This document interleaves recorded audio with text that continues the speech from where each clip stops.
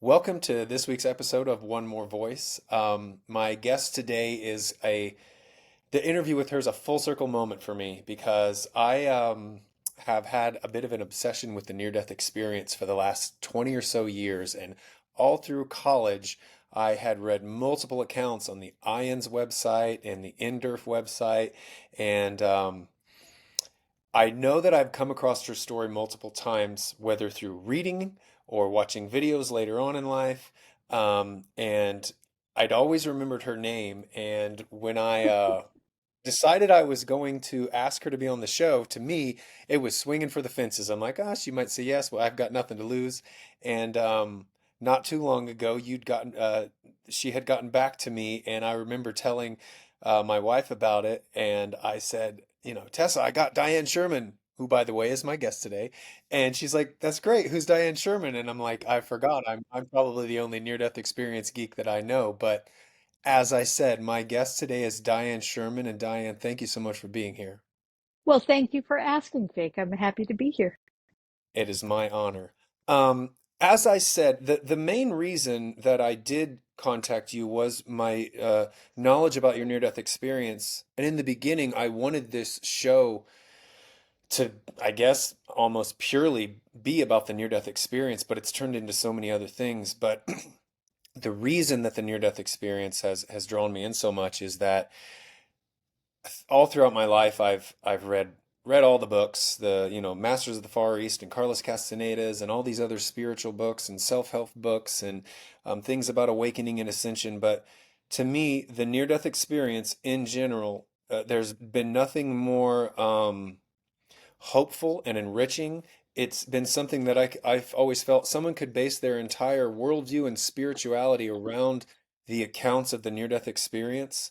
And so again, that's part of the full circle moment that I'm talking about. Not just that I've got you, but that I'm talking to near-death experiencers. But I thought yours was one of the more profound ones. So I know that there's more to you than this experience, especially after the phone call we had. I'm like, I didn't realize I'm going to need 5 hours to talk to her. But why don't we start with that, with you recounting your near-death experience? Okay. Um, in 1981, I went into the hospital to have arthroscopic surgery. I had had an accident 10 years before in Mexico swimming with my husband, where I dislocated my knee and did all kinds of damage to it, which sounds kind of silly in a swimming accident, but there was undertow involved and all kinds of stuff. Anyway, I'm sitting on the gurney waiting to have this surgery. And, I'm prepared for it. I'm ready for it. I've been waiting a long time. I didn't have it previously because at that time I was working as a model and I couldn't have that big patella surgery that it would have entailed. So arthroscopic surgery was something you could hide. There's four little small holes. And so I'm sitting there and I'm just shaking like crazy, Jake. I am so cold. And I think it was a precursor for me of what was coming because I was just literally racking. And the nurse came to me and she said, do you want a heated blanket? And I said, sure, I'd love that. I didn't know they had that. And so she brought that and I put it on and it calmed my body down. And we went a few minutes later into the surgical suite and they put another blanket on me. And I hadn't even had a pre-op shot and I just kind of went to sleep. I went out and never experienced the anesthesia, counting down and all that stuff, which is in retrospect kind of odd. And the surgery took 2 hours longer than it was supposed to. Hmm. They didn't realize how much damage had been done. They didn't have MRIs in 1981, you know, and so they didn't know what they were getting into. And once they were in there, they had continue, working in that mode wasn't an option to come out and open everything up. So I got through the surgery, everything was repaired, and they did what they needed to do. And I hear this commotion in the area next to me. I'm in recovery and I hear this commotion and I don't really want to know what's going on or pay attention to it. I'm in my own world and I've got enough of my own stuff to deal with right now. And But I hear them saying, Dianne, wake up. Dianne, wake up. And I'm thinking, how odd is that we have the same first name? And a few minutes later, I hear them saying, Dianne Sherman, wake up. Dianne Sherman, wake up. And I'm thinking to myself, oh my God, they've got the wrong patient. What did they do to me? What did they do to her? What's going on? And so I'm waving to them frantically saying, I'm Dianne Sherman and I'm here. What's happening? I'm okay, but what's happening? They're not paying any attention to me. And I finally decided, okay, they're struggling to help this person, this woman. So they'll take care of me after they take care of her. The next thing I know, I am now standing at the foot of her bed, looking up at her, and it's me. Hmm. And I have no connection to the me in the bed at all. There's no heart connection. There's no curiosity. There's nothing. And I remember standing there and looking down at myself and seeing myself, and then looking back up at her and seeing her, me. And even though I knew that wasn't normal or right, I wasn't worried. I didn't have any feelings about it. I was just totally neutral. It was like I was just observing everything. And the next thing I know, I'm now up in the corner of the ceiling, overlooking what's going on in the surgical room. And I'm kind of notating, but not involved. And from that place, I'm feeling this pull out and up. And I'm being extricated out of the corner of the ceiling. And it sounds so funny every time I say it. And the next thing I know, I'm being pushed forward, and there's blackness. And I'm now surrounded in all this blackness. And I guess it's the tunnel, but I have no reference point for any of this stuff.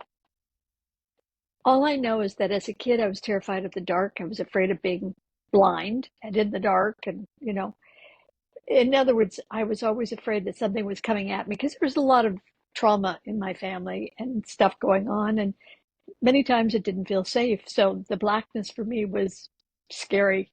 Yeah. But I thought, okay, well, as long as I can find a glimmer of light, I'm going to be safe. I'm going to be okay. I'll know at least I'm not blind.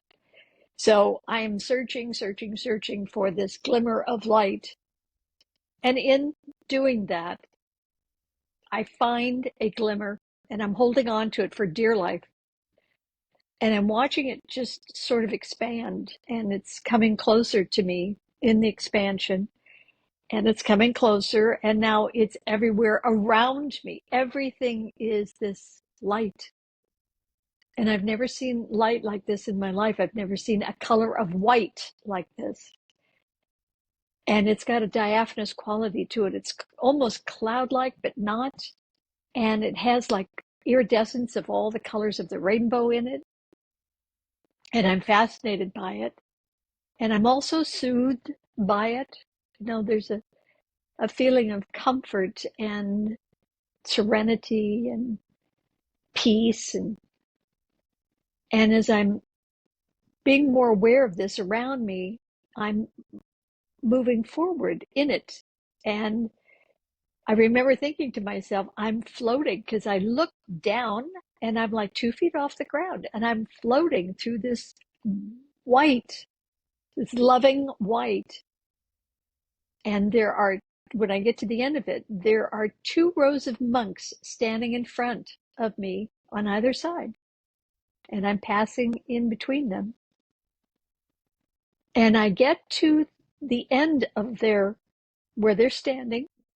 And this one monk on the left speaks to me and he says, "It's not your time, you cannot stay."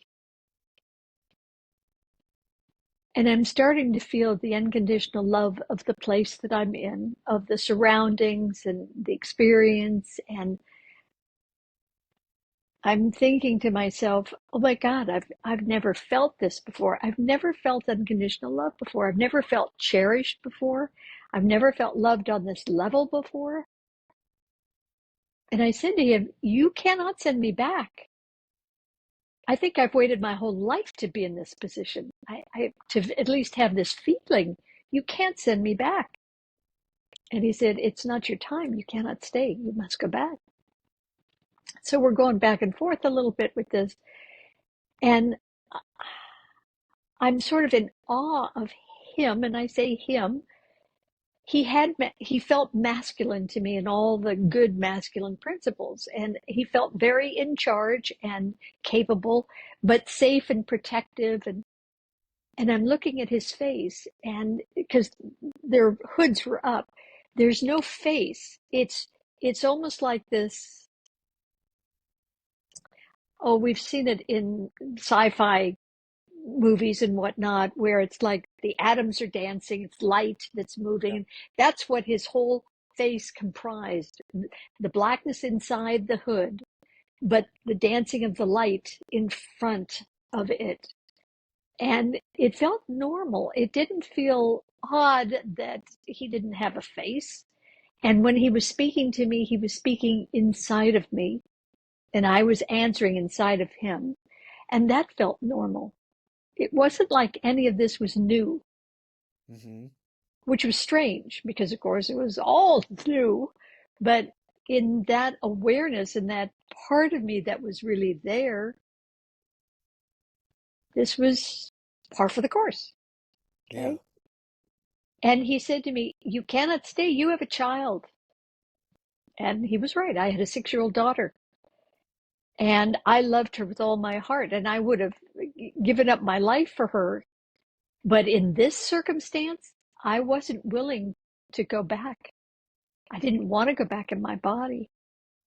I wanted to stay there and be in this unconditional love. And I'm thinking about my daughter, and I'm thinking, well, my husband and I are divorced for a reason. I don't feel he's capable of giving her the love and attention she deserves. My parents are both dead. My sister was not healthy emotionally, so she wasn't a candidate. And I couldn't imagine who I could entrust her to. And in that moment, I'm back in my body And you're in the and in the hospital room. Yeah, so so many things came up. In the beginning, then I'm going to kind of go back to the beginning. So before you even were administered any sort of anesthesia or anything, you left your body, essentially? Is kind of, that kind of, kind of felt like it. Yeah.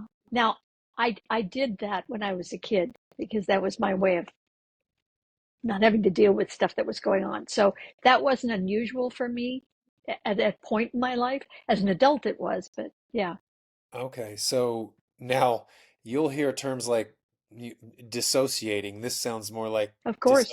you know what I mean? You're actually leaving your body. You could do that at will to deal with certain traumatic events, Yeah, you're saying? yeah, Okay. So then you had left, and then you have this experience of looking at this body with no attachment to it at all. right. But it doesn't, are things feeling strange? No, not at all. I'm curious about the mental processes when a person, because what you're describing is just described so often in near-death experiences, and I'm always wondering, essentially, what are they going through in their mind? If you're not emotionally attached to the body, do you feel out of place? Like, how did I get here? Or is that, or are there any thoughts really like when you're physical at all? There's no ego involved when you're there. So the thought process is different, Yeah. and the things that would matter when you're in physicality don't matter there. There's such an awareness and an all rightness. One of the phenomena is that I knew when I was there that any question I had about the world or myself or anything that I ever wanted to know, I had access to. Hmm. So there was this full understanding of life. You just So immediately, you just had access to it. The mundane stuff that we normally deal with, there's none of that. yeah. So even It's not necessary. okay. So even then when you found yourself floating in the corner, that didn't strike you as strange. That didn't, you No, didn't no, taken it aback. didn't. And it was the same thing as standing in front of her bed, looking up at her. I had no Yeah. attachment to her. I had no, I could see it was life and death. You know, they were trying to resuscitate her and bring her back to life. I didn't have any feelings about that one way or the other. It was So, literally like pass the salt. yeah. So, do you attribute that to you were in a state that's so fundamental to what we are that even though we forget about it while we're here, as soon as you're there, it all becomes so normal again that you don't even give it a Yeah, thought? Is it something like that? yeah, exactly. Because I was actually, like I said, I was talking to a friend and a listener of the show today, and she said she still had some fear around death. And I said, that's one of the great things about near-death experiences. When you get to reading them, they alleviate that fear because, yeah, there are some experiences that can be pretty dark, but they always end up with, like you were describing, you were just looking for a point of light. And that reminded me of certain experiences that I'd read where they had had this hellish experience. Those were their Right. words. But all they had to do was ask. They either called out to God or Jesus or whatever there was, and then they would see this point of light, and the light would come to them, almost like it's that you're never lost. You're never going to be lost as soon as you want to turn and look for that light. I think Is that's true. so Yeah. yeah, I'm hoping people hear that there shouldn't be this fear around death where that we get taught. And I do think that that's kind of going away. I do think people are waking up to this idea that we're energetic beings who are here doing this physical thing. But um then let's move forward to the monks, we'll call them. Do you think you knew, because there was one that stepped forward. Do Mhm. you think you knew that one, whoever that was? Have you realized who it was, or do you have any inkling as to your relationship if you have one? I didn't know him. There was a sense of him being in charge, and I deferred to that. But um, somebody said to me that maybe it was your counsel. You know, we all have all these mentors, masters, guides, and whatever. Maybe that was your counsel who was there supporting you to the next part of your journey. Yeah, I don't know what it was. I know they were analogous to my life, you know, being raised Catholic, 12 years at Catholic school. The monks were the non-scary part of it. yeah, And I went to lots of missions in California where I live. And so seeing them wasn't, you know, off-putting or scary or weird.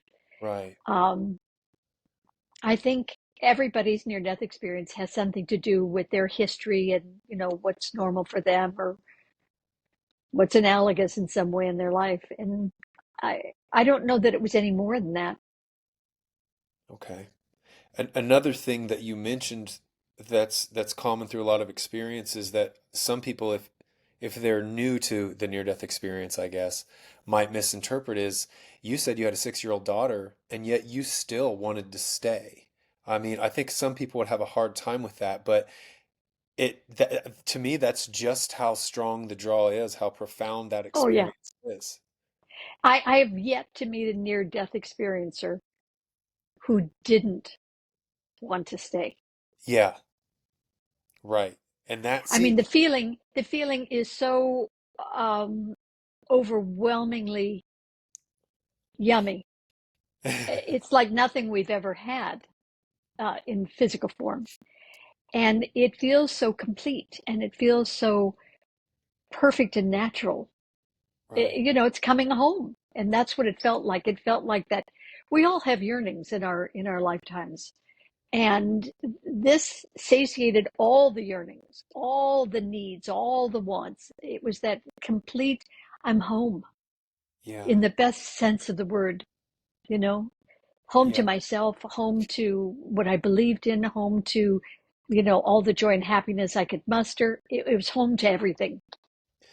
And another speaking about that phenomenon of having kids but still wanting to stay, I've heard multiple people say too that they also know over there in on the other side in the state that they're in, they know that their kids, in the grand scheme of things, are okay. That they would be cared for and taken care of, and you can't be destroyed. You are an eternal being. Things like that come up to kind of make it, I guess, more clear to those who are listening that may not understand that.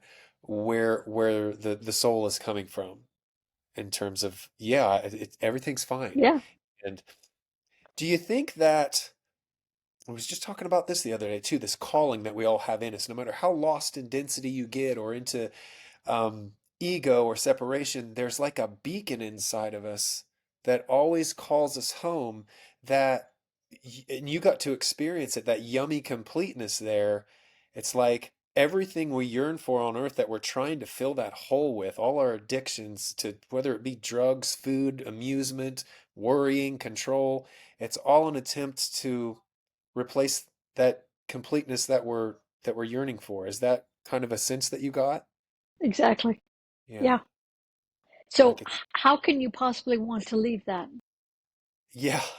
And yet we did. I mean, we were talking about that. We made the choice to come here and leave it to serve what purpose would you say? Well, I think our soul wants to grow in this arena, in the human arena. The soul doesn't need to grow on the other side, it's perfection. But Right. in this arena, there's a whole different learning curve, and there's stuff that they can experience that you can't experience on the other side. We have feelings and emotions that are our GPS, and you don't have that on the other side. Anything you think of or that you need to know, it's right there. Yeah. Here we have to suss it out. And how do we do it?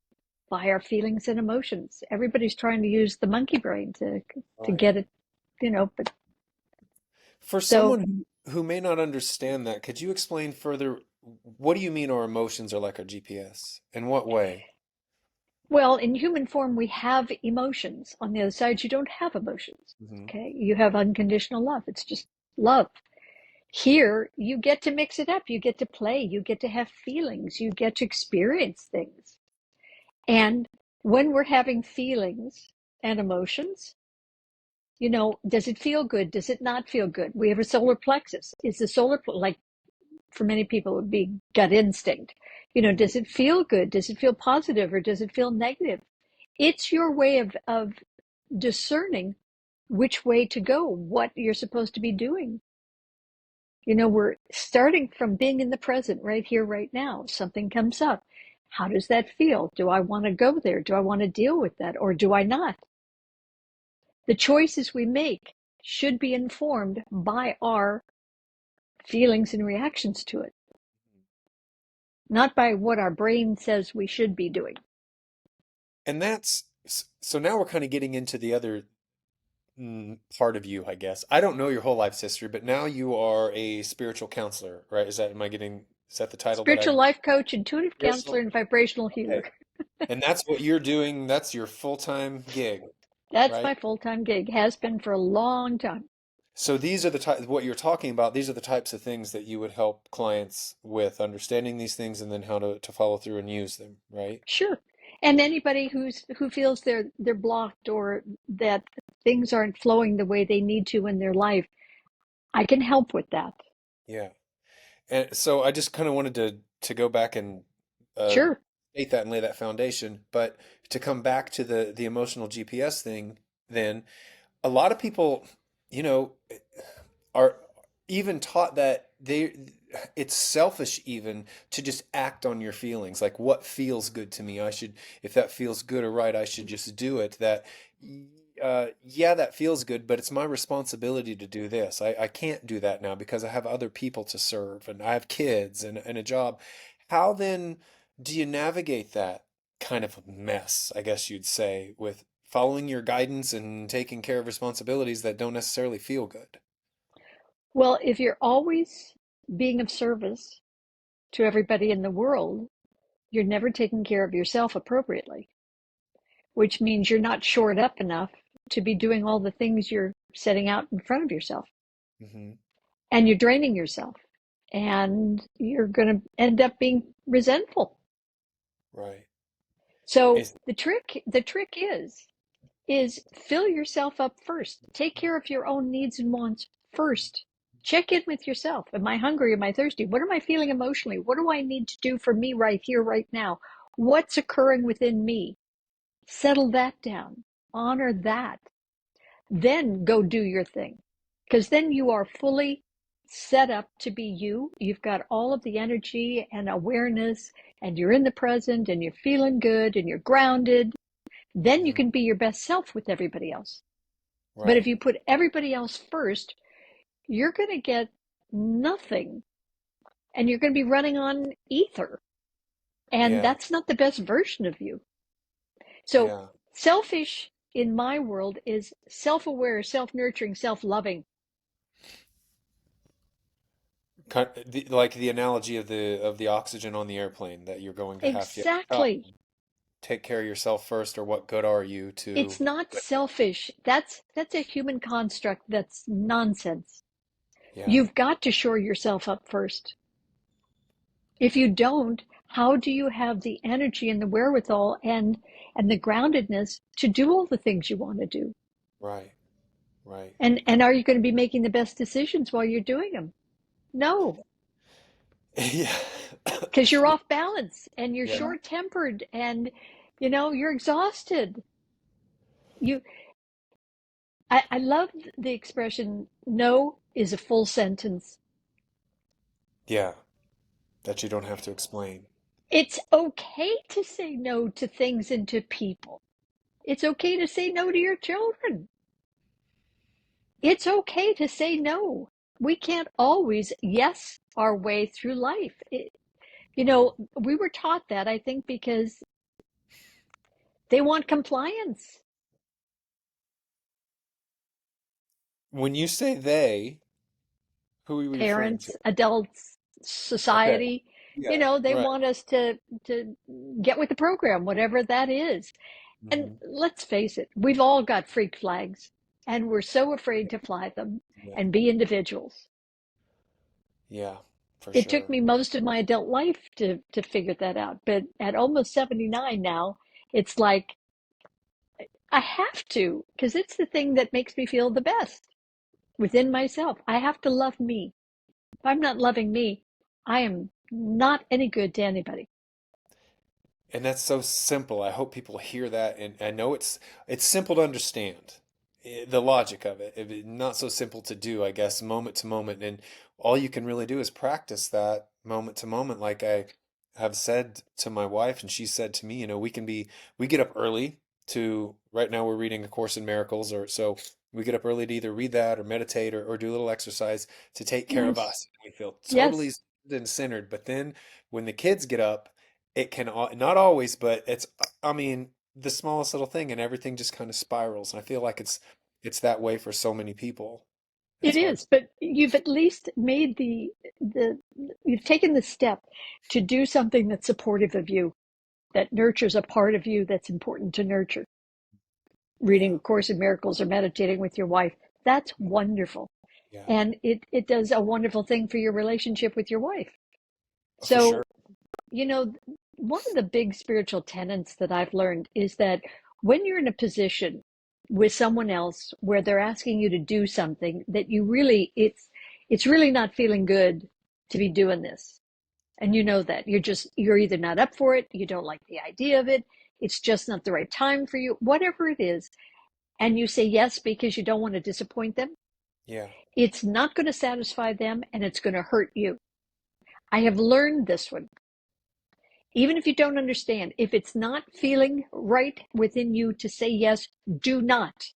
Hmm. It will be right for them that you said no. Right. And that's that navigational tool you're talking about, the Yep. GPS. How, because I think like it's almost like there's a certain aspect of it that when it clicks, it clicks. Because I know you can say, oh, I'll just follow my emotions and whatever feels good and makes me happy is what I should be doing. But there's like a subtlety to it that I guess, There's a nuance to it, of course. yeah. And is that what intuition is then? Is it so I close? think intuition is the main guide. I don't do anything anymore without my intuition. Hmm. I mean, as mundane as what am I going to eat for breakfast? What am I going to wear? What time am I leaving to go do something? I listen to the guidance constantly. Well, I was gonna bring that up too. So, because now you're a guide for people. Did this all come, your understandings of things and being able to coach people through life as they need it? Did this all come after the near-death experience? Do you think you would have been on this course anyway? How did that all relate? I think I'm wired to be of service. I think people have always kind of come to me in ways, even as a young person. Yeah, It was like they thought I knew whatever it was they thought I knew. Um, but the near death experience changed me. I was the consummate victim before I hmm, had my near death experience. And it taught me that life is happening through me, not to me. yeah, It's happening because of the vibratory frequency I carry. And it's being mirrored out and being matched by circumstances and people and their interactions with me. yeah, So if I'm in the best version of myself, I'm going to have the best version of them or the experience of something because I'm at that level of frequency. It's like the days when people are out and about and everybody's saying hi to them and everybody's glad to see them, where things are just flowing in their day and it's just wonderful. That's because they're in a good space within themselves. They're lined up within themselves. For most people, it doesn't happen very often. yeah. It can happen every day. And I'm It, guessing it does for you pretty much all the time anymore. it does. Yeah, I don't have to think about it. So simplification, two choices. Do you want to be happy or do you want to be right? right. I want to be. Did you just see the balloons go up? Yeah, That what was was that? weird. I don't know. I don't have a clue. There's no feature on here that does. I no, that's See, first. I get stuff like that. That's crazy. So did you saw that on your screen, right? I, well, I have the little picture of me up in the corner so I could see it. Uh-huh. No. So what that came up when you said, do you want to be happy or do I you want to know, be right? So right. what does something like that mean to you? Just It that you're means that the universe is loving me and saying, yes, speak it, tell them excellent. how to do it. For those of you who are listening and not watching, what happened was as soon as she said, do you want to be happy or do you want to be right? A greenish yellow balloon, an image of one, just rose up on her screen like a text message feature or something, but we're not even doing that. It just came out of nowhere. I've never had that happen. That's I have awesome. that occasionally when I'm working with clients. Yeah, With what? with my clients. Oh, with clients. Yeah. What types of things come up? How is this The energy oh, communicating with you? the balloons will come up Oh, or stars or shooting stars or uh-huh. fireworks or yeah. It's What all other? congratulatory kind of stuff, which I think is so Yeah, adorable. Yeah. The yeah, universe it has a is. sense of humor. Yes, I hear that a lot, and also that there was the other thing when trying to communicate with spirit or source or your team, your guides, that you have to match that frequency. They don't come down to yours. So to just want something really, badly, or you're in a very sad state is generally when you're asking for something, asking for guidance, or please tell me this or help me with that. It's a matter of raising your frequency to match where they're at. Is that your experience? Is that? For the most part. I Mhm. mean, I think there are times when we are accommodated when we're in a tough place, but it's hard for them to dumb down. It's Uh-huh. much easier for us to level up. Yeah. You can do it with accelerated breathing and all kinds of things. I had to learn to do that years ago when I was starting to channel. You have to, get your vibratory frequency higher in order to bring in somebody who wants to speak through you. Yeah. So it's the same kind of thing. So you're channeling other personalities too. I don't know that I At got that that. time, I did. Yeah, I Okay. did that a long time ago. Now I'm a conscious channel. I'm online the minute I need to be. Uh-huh. When I'm working with clients, I'm online, not on the internet online. I'm Yes. online with spirit continuously. How does it come to you? What is the experience you're having as they communicate with you? Oh, it's just right there, right now, right there. They're speaking with me, with you. Uh-huh. It's a part of my world Yeah, now. Wasn't always, but it's become seamless. yeah. And I ask that because I know a lot of people, I include myself in this, are searching for that type of experience because, like I said, it just feels like there's a beacon calling me to it. I feel like that's part of what being a human is, and I feel incomplete without the ability to do that. So I'm always looking for practices, and I think up till now I've held that experience. I kind of put it on a pedestal and held it at a distance, thinking the practices need to be profound and intense, and you got to spend hours No, doing. no, it's subtle. Yeah. It's subtle and it's simple. It's really believing. When you were a kid and I was a kid, we had magic and make believe. You have to have that again. Hmm. You know, you have to believe that this is a magical universe, which it is, and that it's a loving universe and it wants the best for us. And Yes. you really have to own that and just open your heart and yourself to knowing they're right here. The veil is that thin. Yeah. It's like tissue paper thin. They're right here, right now, all the time. That when I, because I've heard that before, I've heard it said that it's closer to you than your breath. And when I truly contemplate that, I get a little giddy and my mind gets blown that I'm swimming in this space that it's And all that's around when you me. talk to them. Yeah. Yes. And Yeah. just speak. Right. You don't have to do something profound. I used to light candles and do all kinds of, ritual and whatnot. You don't have to do that stuff. They're so willing to play with us. Yeah. They're just waiting for the opportunity to whisper in our ear or give us a sense inside of ourselves, however it comes to you, because each one of us is different. And, they just want to serve. They're so in gratitude because we're here in human form. God can experience everything through us. And so there's tremendous gratitude, and they just want to be of service to us. And that's where the gratitude's, because I was going to ask what's the gratitude for? And it's because we enable God to experience. God's self through us. Yes. Right. And every want that we have is what expands the universe. And that's kind of the model I have that's gave me peace and guided me um, of God was that it answered the question of why anything? Why do we have a human experience at all? Why didn't we just stay in heaven, I guess you'd say? Why didn't we just stay as this unified God? And what I'm always thinking is, if in the beginning there was God, what, how could it experience anything? There's no contrast to have a real experience. I guess it could know itself, but it couldn't experience its own grandeur without having an experience of being small and separate and being able to die, so to speak, whether it's an illusion or Exactly. sick or things like that.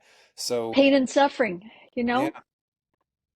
When And I then, was in Catholic school, we were taught that we are made in the image and likeness of God. Well, my experience on the other side taught me that we are an extension of the God force, which means we are master creators. yes, We have power beyond our wildest dream, but we're so insecure as a group of beings. We have everything we need to work with, and yet, we were talking about the GPS and using your intuition. Well, my God, the whole animal kingdom, all of nature uses that. They're sentient beings too, but they're using their sixth sense. They know where to go, when to go, what to do, and how to do it because they're listening, they're paying attention to the sensations inside of them. We don't. We think we're so much smarter because of our brains. yeah. How do you think we got here? How did we get so lost or off the path? I mean, surely we had that, we were much more in tune in the beginning, or were we? Do you have insights and information about that? Well, I just recently met somebody. We were talking about the Mormon Church, and one of the precepts in the Mormon Church is that Eve decided that she and Adam couldn't stay. And if I'm getting this wrong, I apologize to anybody and everybody, but this was my understanding of what it was, is that Eve decided that she and Adam shouldn't just stay in paradise, that there was more, that they needed to grow and expand. And so that's how they ended up going out of Eden. Hmm. And in the Catholic Church, Eve was the bad person because she tricked Adam, the woman tricked the man kind of thing. And, that whole historical thing, just kept going. But I think there was an awareness that there was more that they were to do. Now, people say, well, how come God doesn't stop all the terrible things that happen? Well, we've been entrusted with Mother Earth. We've been entrusted with the power of, you know, what's the term? Um, Free will. We've been entrusted with free will. Now, did God know we were going to run amok and create all this awful stuff with it? I don't know. Was that the chance that was taken? Hoping we could come full circle and come back to being, more like God, loving, and, could we straighten ourselves out in this environment? I don't know. I know that God can't interfere. People say all the time, why does God make bad things happen? God has nothing to do with that. We're doing all of that. That's on us. Yeah. And God can't step in where there's free will unless something has occurred that's, you know, allowing God to come in. But that's not the norm. Hmm. It's It on us. and it feels like, and a lot of people feel this way, that there is a concerted effort by some shadowy group to have everything in terms of our education and things that we value and things that we're focused on. It's got everything perfectly backwards. The institutions that claim that they do this or that are actually doing, education's not educating us on our true nature or anything that Right. seems extremely important. And healthcare is not really taking care of health, and the political system's not serving the people like it should. So that there's the man or the elites or the Illuminati, however, whatever you want to put on it, Whatever are it is. by design. Do you get a sense that there's some of that going on, whether through channeling or your own just experience as a human being? Is it something to even be focused on or concerned with? Well, a couple of things with that. I think there has to be the yin yang, the Yes. light and the dark. I think we have duality. Um, I mean, how do you know, how can you be in gratitude for wonderful things if you don't experience the lack or the pain and suffering? I just feel that's part of what's wired into us. Um, when our last election happened, I said, okay, that's it. I'm not playing in that realm anymore. I'm going to pay attention to my world, focus on my world, and what I can do within my world. And I'm not touching that because I have no power in that, and I don't want to be a part of that. It's far too dark for me. Yeah. And all I can do is add my piece to the world every day in how I show up and the work that I do and the energy that I put out there. I don't want to go into anger and depression and all that stuff that all of that creates because Hmm. that just feeds more of that. Right. And I'm with you on that. For some reason, I'm nervous to say I didn't even vote in the last election because like you said, I So it was feel. your fault. Yeah, yeah. I feel that I still feel powerless. I don't feel like it matters. I feel it's two sides of the same coin. I feel like it's also a distraction, and then I get so frustrated and wore out with people are still arguing over this as though it's like I said, not just one party really. It's just a form of distraction, and but I still have that sense of at a small scale, like, well, you're not being a responsible citizen. You're not honoring all those who died for your right to vote at all. That you're lucky enough to be in a country where you have a voice like that. But I don't feel that way anymore, and so that's kind of where I'm at. This is the first time I hadn't voted, and I didn't. But also for that too, we don't even watch the election. It's like it. I keep hearing about it. You don't even have to try to hear about what's going on in politics, but to just stay focused, like you said, on your life and your world. I really don't know how anybody else has any power to change the world until they've just changed themselves. And Well, that's it. You can't. yeah, Until people stop hating, until people stop being afraid, you know, fear for me is a weird phenomenon. FEAR in my world stands for forgetting everything's all right. yeah, And what we're doing is we're projecting out into the future. Well, what's going to happen if this occurs, or what happens to me if I do that, and what am I going to do about that? And I do psychic work. I don't go there. Nobody has the right to go there. You need hmm, to stay in the present where you have abilities. We can hear the guidance in the present. We can hear our higher selves guiding us in the present, not when we go out there. hmm, We scare the pants out of ourselves when we go out there. yeah, And that's what people do 90% of the time, yeah, you know? Or yeah, they're listening to their monkey mind that's scaring them. And that's a computer loop. It's no more than that. right. Were you and I talking about this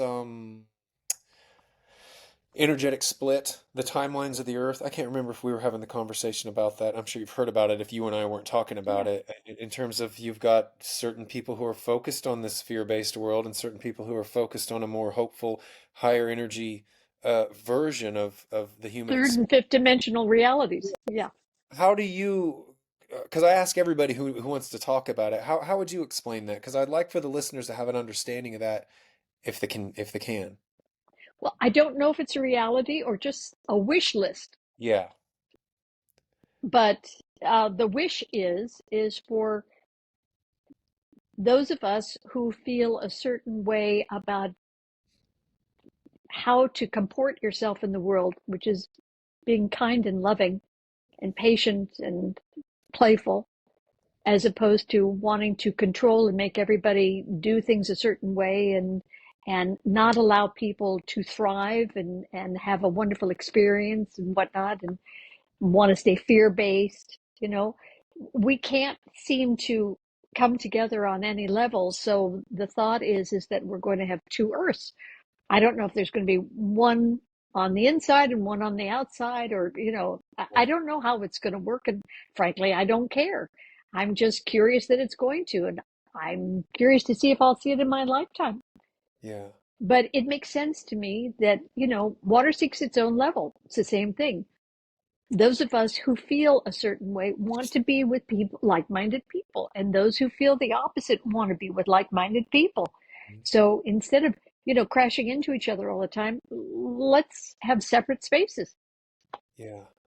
where you And that can do your thing and they can do their thing and everybody's happy. and that's where I was going to go. You kind of touched on it. So I was going to say, well, what does because you said you don't know and frankly you don't care. Do you have any intuitive leaning towards whether or not it's actually going on? Well, I see so many more enlightened people. Hmm. I'm coming across more people who are awake and aware. So that gives me hope. Yeah, me I, too. I, you know, the whole political thing in the United States has been shocking to me in that I was so naive Yeah. and so unaware of how much hatred and anger there is in our country. I've traveled the world my whole life, and I've always been proud of the United States and proud to be an American and believed in what we stood for. And, now I'm realizing that there's a huge group of people who don't agree to that, don't Yeah. care about it, aren't willing to fight for it. Hmm. Yeah, it seems to be a growing trend. Th- were there, I don't remember how I was going to put this, but so in general, you said you're seeing more enlightened people and things like that. What types of things are people coming to you with in terms of guidance from you? Are you seeing a trend in terms of what their concerns are, or is it mostly just all over the place, day-to-day concerns that they need help with? Well, there's that, and there's a new trend in the last year and a half, 2 years for me, and that is people who are coming with possessions and or discarnate spirits. And having had the experience of both of those through my life with my work personally, I know what those feel like and what the experience is like. And it's like all of a sudden there's a lot of that out there, a lot of it. Where And no, that's new. so you're talking about energetic attachments, what you might call possessions, or just both attachments, or both, where you have a. Could you explain that a little? Well, the discarnate spirit is a spirit that hasn't crossed over yet. So an And it ex, attaches a what? like an ex-human, someone who is alive as a human and they haven't crossed over. Yes, yes. Okay. And so they've attached themselves to a human body because they have no power to move around and what's weird is oftentimes they're not aware they're dead. Uh-huh. Um, So, sorry, your screen keeps glitching, so I don't know if you're looking at me or not, and I don't want to interrupt you. oh But no, please. okay, so then what would be The why in possession could particular? be Go ahead with the possession. possession could be ET, it could be an off-planet possession from somewhere else. Don't know what that means. I just know that that's part of it. And this possession literally takes over the person and it changes their personality. It may change what they're doing in their life, what they want to do. Um, I've had several people with possessing forces that are drug addicted, and once the possession is gone, the drug addiction's gone. So it's a phenomena to me that's pretty overwhelming. And you're seeing more and more of that. I'm seeing more and more of that. Yeah. So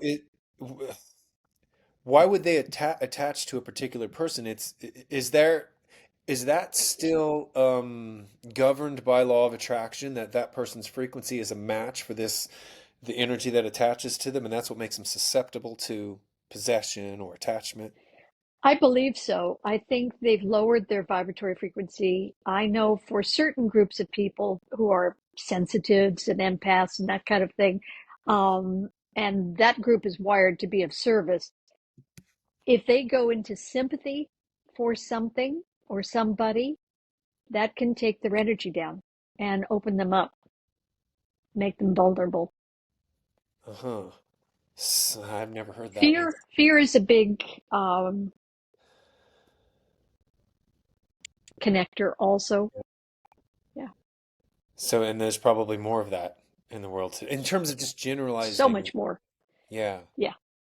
Huh. People are overwhelmed and afraid and exhausted and they need guidance. They don't know where to go, which way to turn, what's best for them at this point, what do they need, how can they change the dynamics in their life, and why do I keep dating the same person, and Yeah, why isn't money flowing? It's all of that. It's all the human questions and problems. right. So then are you pretty swamped with clients then? Is it hard to get you? Because No, people no, okay. there have been times. I mean, I did a podcast in November and had 700 emails within 2 weeks. And Okay. so it took a while to sort all that out, to answer people and stuff. But I work 4 days a week, so I have space Yeah. if I need to for people. Yeah. What are you doing in your time when your time is just your own? What types of things? I mean, what do you do? Um, I have a lot of quiet time. Hmm. I have a lot of time away from people. Um, 1 day a week, I don't speak to or hear anybody. Um, I like to be in nature. I like to knit. I love to cook. I, you know, love movies. Yeah. I like to read. At my age, I'm not out running around like, people your age are. I Hmm. don't have the desire or the need. I Yeah. work out on my body a lot, trying to keep me going. Pilates has been a part of my life for a while, and yeah, just living life. Yeah. And all Yeah. those, they all sound like things that are what you would personally do to keep your vibration up, that Oh, keeps, absolutely. Yeah. because I feel like it's such, the things to do are so down to earth in the nitty gritty day to day. Like one of the things that I feel like just gets overlooked when we're talking about spiritual practices is just exercise. Something as basic Yeah. as exercise. For me, that's always been one of the biggest raisers of my vibration is to get up and move your body, move this vessel that's channeling this energy through it anyway.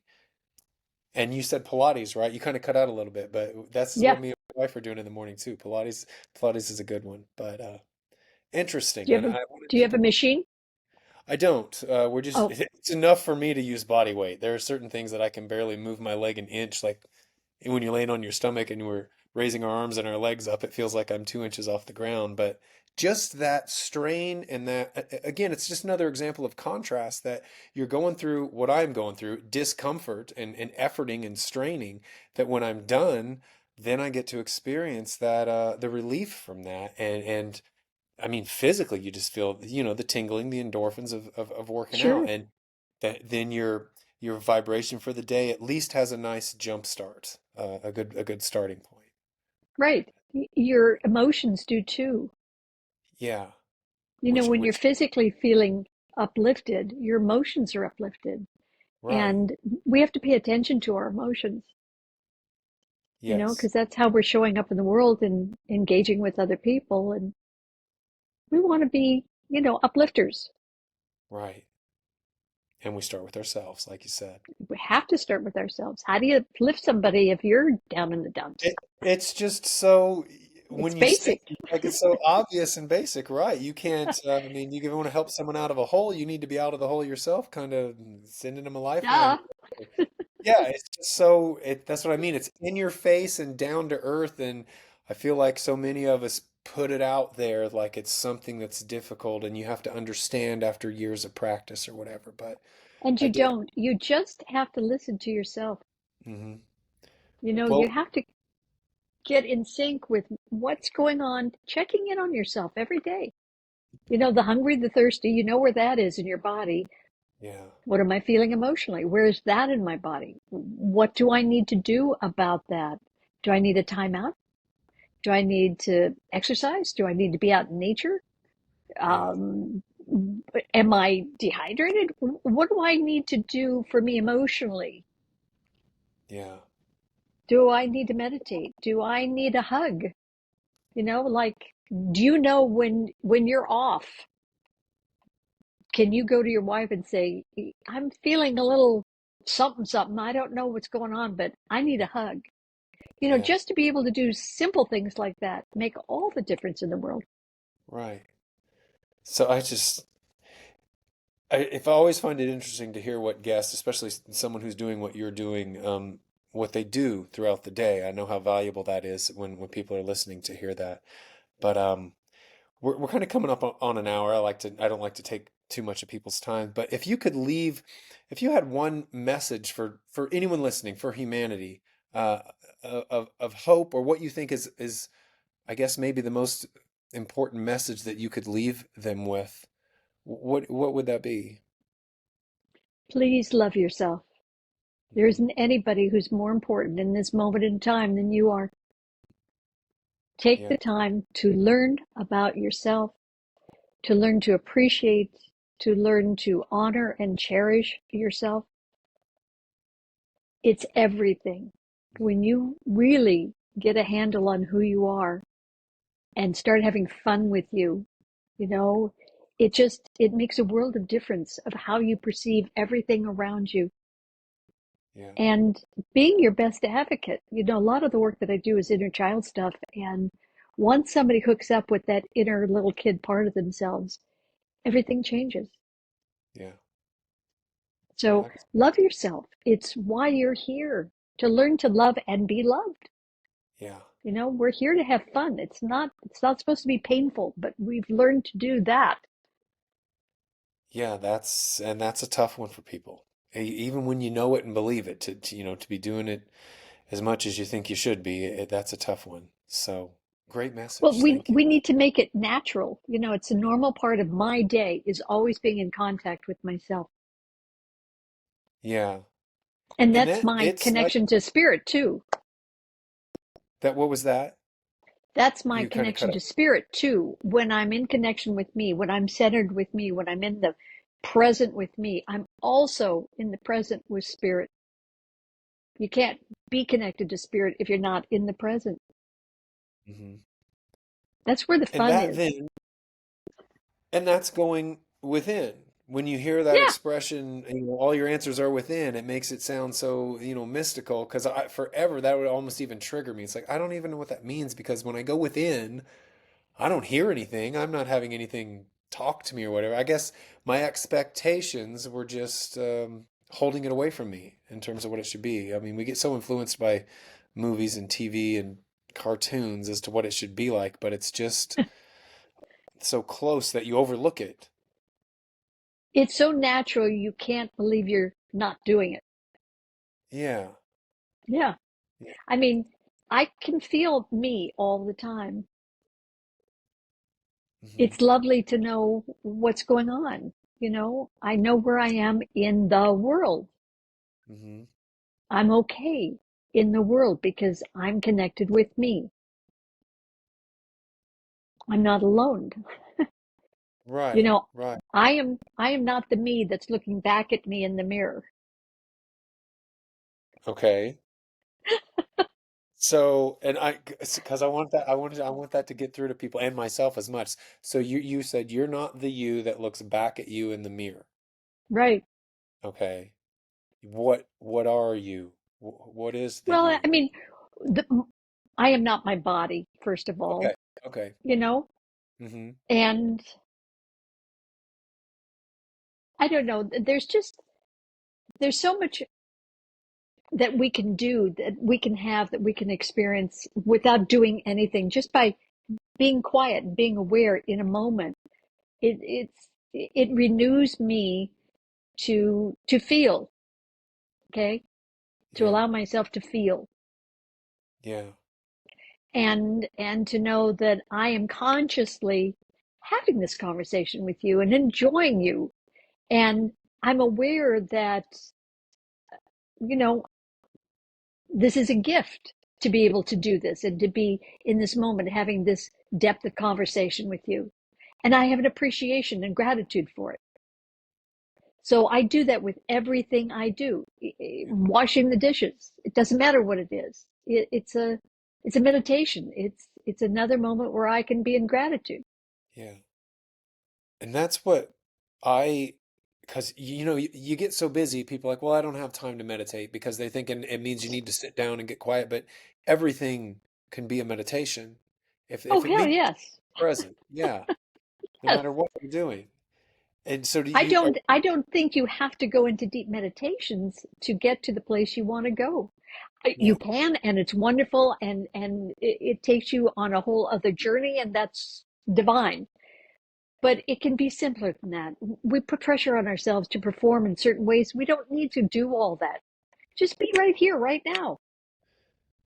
yeah. Just And show up for yourself. That's what this is all for me now because that's what I've been doing because it's that seems to be the easiest way for me to flow. It's like, oh, we But gotta, it's the only way to flow. yeah, yeah. It just like again, in my experience anyway, it just comes to me so slowly, like it drips little. Oh, I finally get it now. Here's another drop of, I guess, wisdom or knowing that Well, comes so. when you're feeling sorry for yourself that it's not coming faster, just remember you didn't have to go through a near death experience, which is the cosmic 2x4, to even get started on this. Yeah. Do you feel You're that already light years ahead. that do you feel that there was a reason behind that and that's why you had the experience?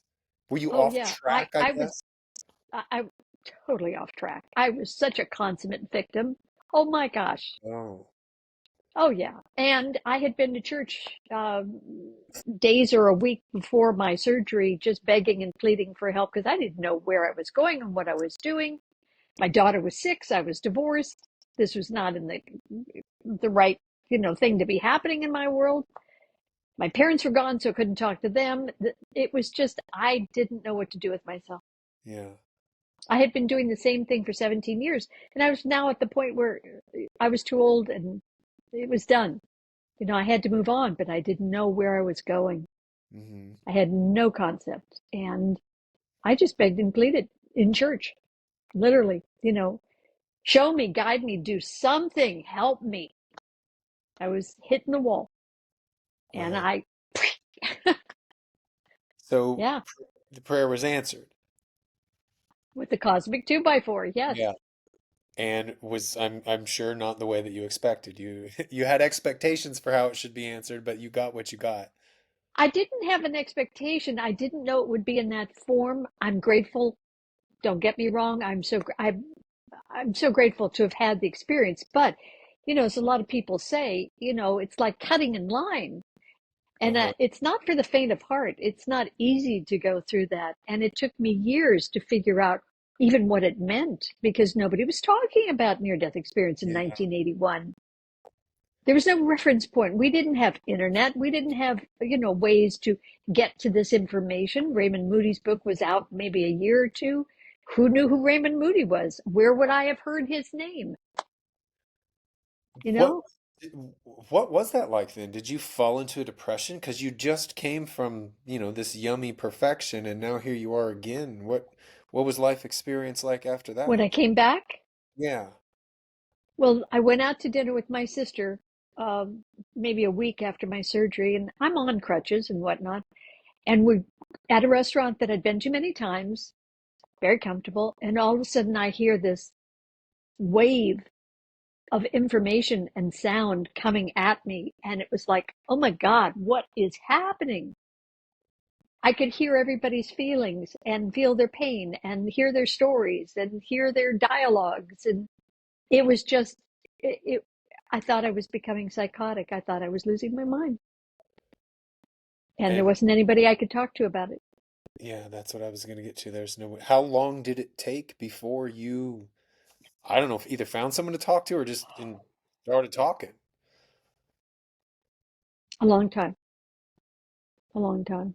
Mm. I was led, eventually, I was led two people who explained to me what had happened, and they were spiritual and they had information, and I got to play in their world, which was my new world, and I was thrilled. It was like, okay, I'm not crazy. I am okay. This is going to be okay. And yeah, but there was a depression that went on with it. First of all, when I would get flashes of it and how it felt and how wonderful it was devastating to be back in human form.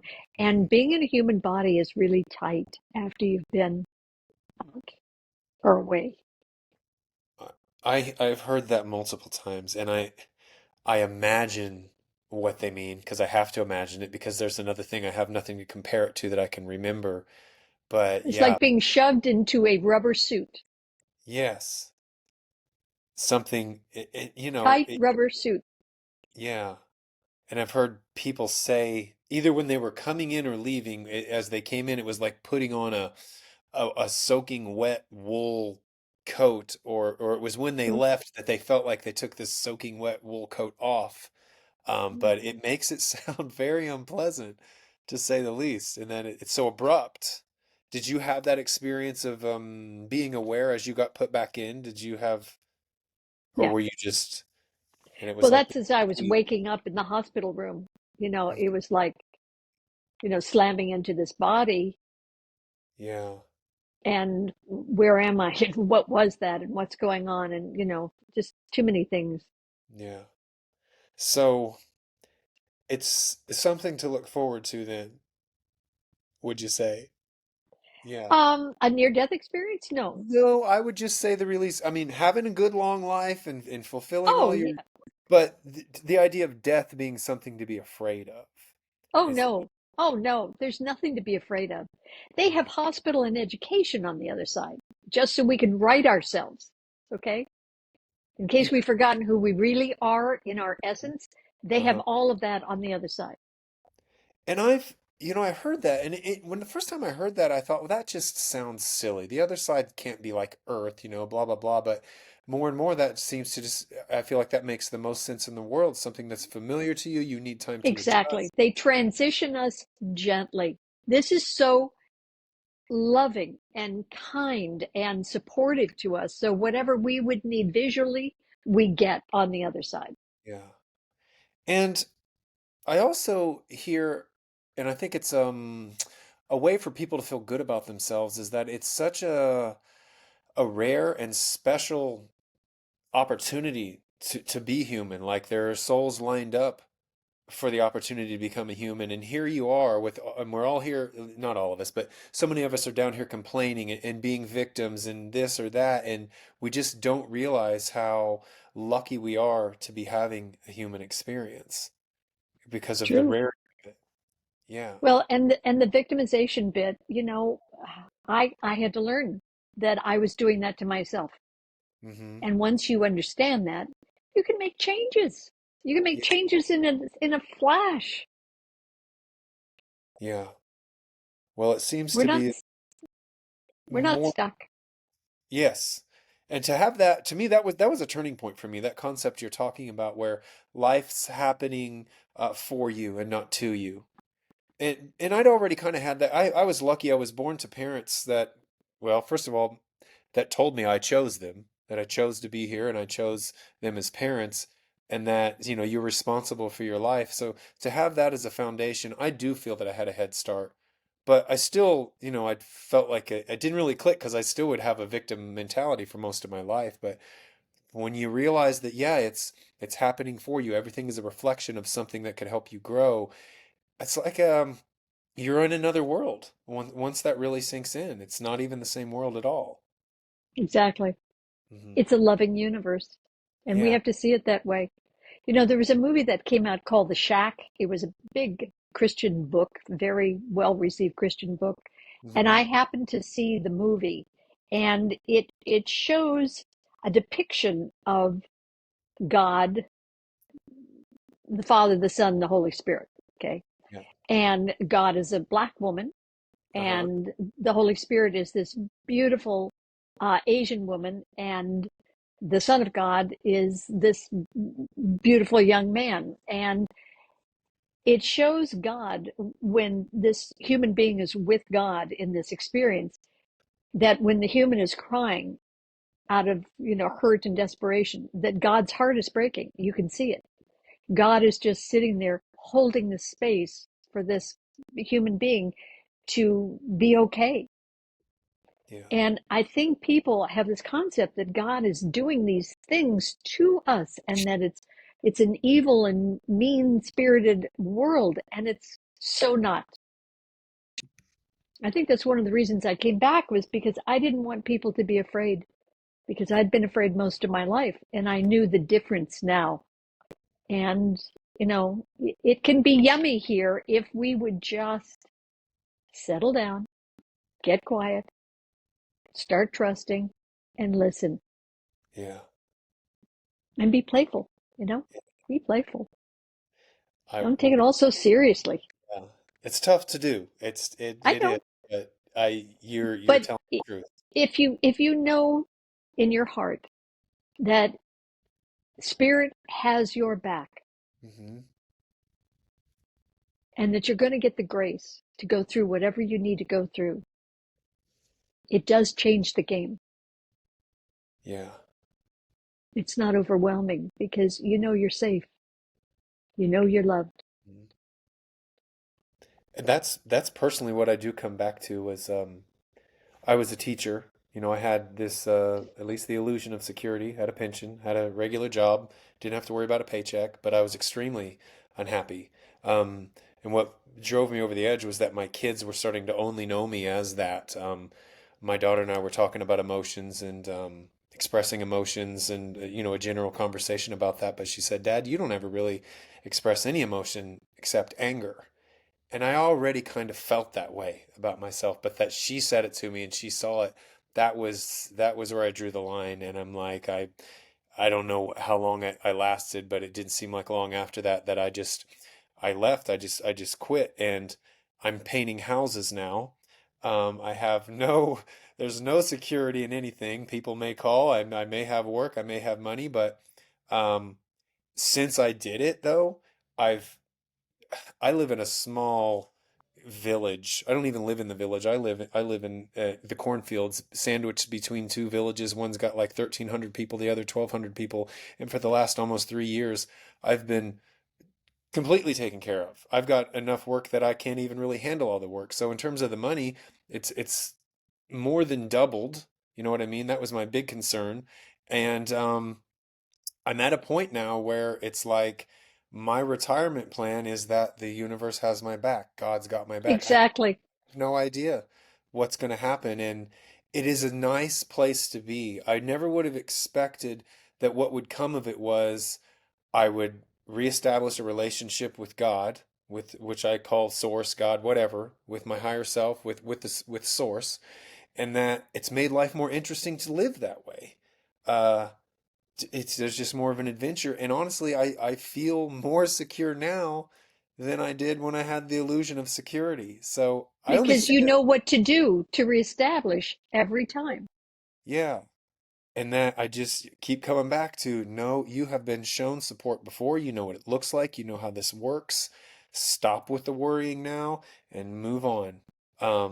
And Well, you only worry when you go out into the future.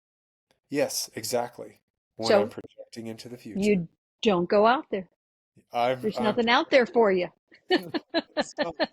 trying not to, but it's been amazing. And then, you know, this podcast coming up, since we already were like, well, I'm already doing things that I considered to be crazy and reckless. My wife's always told me, you know, because we would talk about these things, and she probably gives me more credit than I deserve, but she's like, you know, when you're expressing these things to me, you can be so articulate and so eloquent, and it lights you up. Why are you not doing something with it? And you know, I do love to teach. I don't consider myself a teacher on the podcast, more of a facilitator, finding teachers like you and having a conversation with them. But it's like it's fulfilled that need too. I didn't have to leave teaching completely. I'm still in the realm through the podcast, but it also just serves me. Whether anyone's listening or not, it does so much for me. Just the fact of making connections. Like I got to meet you. I know that you kind of laugh at that, but it's like you was like a celebrity to me. One of these stories that inspired me so much. I just would have never thought that all I had to do was reach out to you. You would call me back and say, "Yeah, sure." I felt like every door was wide open with this. Not only with me painting, it's like, oh, I need a ladder rack. I got one. I need ladders. Somebody had one for cheap for sale, and it just all happened. And everybody called, and I was swamped with work and all that in a good way. And then so there was no closed doors. And the same thing happened with the podcast. It's like there was I've had one no, but it was only because that person was their life was so busy and it was another podcast host that they had to say no, but it's like essentially no, I got no no's, no closed doors, and I'm so grateful to at least have a reference point for what it's like to be in flow and what it looks like to be supported, and that when you step out there and have, I guess, take a risk, but take a risk with the faith that it's going to work out, how it does for you. It's so It's much how I more. live. It's how I Yes. live, Jake. Yeah, Yeah. Well, thank you again for doing this and your message, and I know that people heard it and are going to get a lot out of it. If they want to I reach hope out so. to you, what's the best way for them to try to contact you? Through the email? My website is guidingyourspirit.com. Mm-hmm. Okay.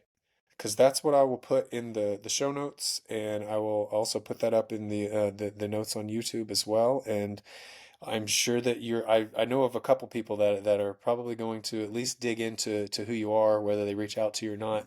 It'll go from there. But thank you again so much for being here and for your Jake, it's message. my pleasure. You're adorable. I'm so glad I got to meet you and connect with you, and I'm so proud of what you're doing. Thank you. You really have stepped up and stepped out, and I just think it's thrilling. So, what a good role model you are. Well, thank you.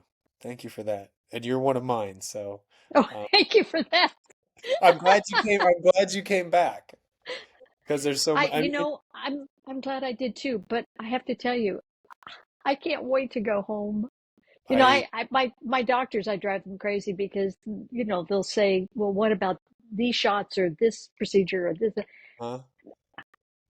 Yeah. I want not just, the minute I get an opening, I'm going. I love my life. I have young kids. My daughter was just the lead in a play and she just blew us away. I had Oh, no idea. And so I'm in love with life, but it's still, I know what you mean too. There are certain times I have such a longing for what I don't know, for what you described, I guess. When I hear that, that was the double-edged sword of reading all these near-death experiences. Yes, they're very hopeful and encouraging, but it also gave me this longing to be back. But I'm mostly not there. It just happens here and there. But it's I find the longing comes when I'm not paying attention to me. yeah, yeah, And knowing that I am connected to me and I'm connected to source and all is well. When I step out of that, because sometimes we get disconnected from our high selves, and when that happens, that's when the longing hits. And that's one of the things that I do is I reconnect people yeah, to their high selves, and that really helps. yeah, So, just work on yourself internally when you're going through the longing. It doesn't have to stay yeah, yeah. because That's that's what not a good feeling. no. So, yes, so anyone listening, you've heard it then. It's to get present in whatever way, whatever you're doing to bring yourself back in whatever way you can. Yeah. And be kind to yourself. Yeah. Yeah. Okay. Well, I'm going to Okay. let you go. Thank Okay. you so much for your time. And I'm hoping people reach out to you. I know that, like I said, I know I've got some people who are going to listen to this and it's going to mean so much to them. So thank you. I appreciate that. All Thank right. you. Well, I may Be be in touch. well. Thanks All so much. right. All All right. right. Have a good evening. Thank you. You too. Bye. Bye.